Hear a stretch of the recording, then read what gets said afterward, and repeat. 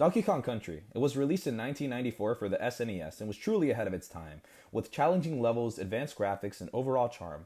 But Matthew, it's 2022. Why are you randomly talking about Donkey Kong now? Because I've never really given the King Kong slash apparently Beauty and the Beast inspired ape a chance. Seriously, I did not know that Beauty and the Beast one. Imagine if him and Pauline ended up together. Yeah, don't look that up. Well, here's your warning anyways. So I never really gave Donkey Kong a chance, aside from Donkey Kong Returns 3D, and I sucked. And I mean sucked. To the point I wouldn't play another mainline series Donkey Kong game until pretty recently. I had my Mario vs. Donkey Kong games like Mini's March Again or Miniland Mayhem, both very fun puzzle games I might add, but I always did feel locked out of the DK fandom because of this. Like if I chose to play as Donkey Kong, I'd get told I haven't earned it. You can't play as Donkey Kong! You don't know the lore! But hey, like I said, recently I played Donkey Kong Country 1, 2, and 3. And then I found out Donkey Kong's only playable in the first one, while Dixie's playable in 2. They did that Super Mario World thing where it's like, yeah, it's Super Mario World 2, but actually it's really Yoshi's Island. I mean, wouldn't that technically be a prequel? Mario's a baby in that game, for crying out loud, and his crying makes you want to rip your hair out! Like, shut up already, we get it! Thankfully, they didn't really change any of the core gameplay. Aside from some quality of life improvements and overall improvements, the gameplay is relatively the same for all three games.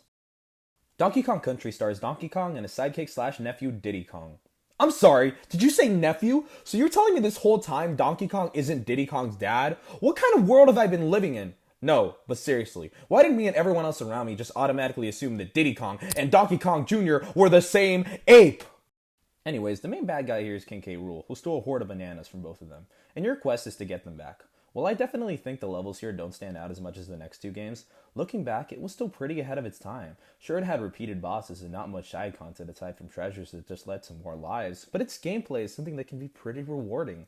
What's cool is that you can pretty much swap between Donkey Kong and Diddy on the fly. I'm still a fake fan, I mostly use Diddy Kong if I'm being honest. But yeah, the only downside is that I feel compared to other Donkey Kong Country games, this one can drag on a little longer than wanted. It's like right when I thought I got to the end of the game was like, nope.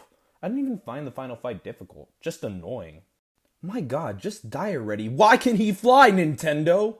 Donkey Kong Country 2, Diddy Kong's Quest. The game that made me never use Diddy Kong again. I'm sorry, I'm bad at video games and need Dixie Kong's helicopter spin to actually get past levels. The star here is again King K. Rool wreaking havoc, this time kidnapping Donkey Kong. At least this time I was right about Dixie and Diddy's relationship. They're dating. Well, they're having more luck than me right now. Now the levels here are astounding, and I was truly surprised by some of the mechanics they incorporated. Honey, seals that spit out water, seals that freeze water. I really liked the seal levels. Not only that, but it gave the animal powers some time to shine. I forgot to mention this, but in the first game, you'd often have the opportunity to ride animals, all with unique powers and abilities. And while very limited, in Dixie Kong's Quest, you sometimes get the opportunity to even play as them. How cool is that? My favorite animal is Squitter. Yes, I'm arachnophobic, why do you ask? Oh my gosh! Ah! Some new collectibles are added here too, like Krem coins, and I guess they're called DK coins. When doing research, I found out that DK2 had a lot of high regard, and now I can see why. There's even a whole hidden world you can unlock by having collected enough coins. I only got one of those levels, but hey, it's unlockable, right? Sadly, the King K. Rool fight in this game kinda takes forever.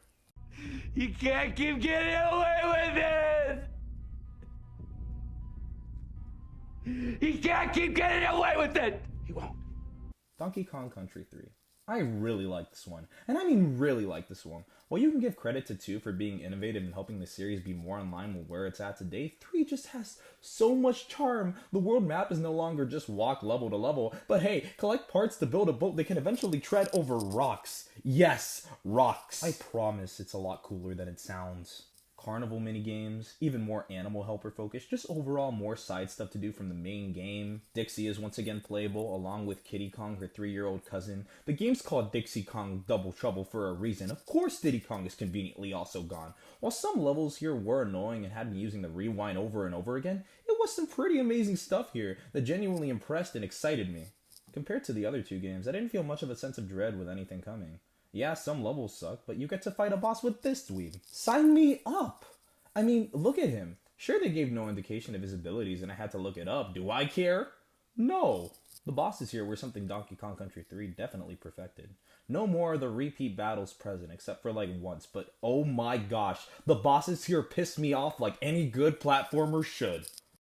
The final boss here isn't even King K. Rool. It's this robot and then this dude right here. I'm not even gonna try to say that. And once again drags on more than is necessary, but hey, rewind's a thing. The Donkey Kong Country series is truly something special, and after this proper introduction, I look forward to playing the other games in the series and not sucking when I finally play Returns again. I'm glad I can finally feel a sense of appreciation for one of the most Nintendo characters Nintendo has. Nah, I'm kidding, I still like Dixie more, I'm not even gonna lie. If you made it this far, thanks for watching. I'm currently experimenting with all kinds of content and just making what I feel like making, which I'll hopefully figure out eventually. Anyways, thanks again. See ya.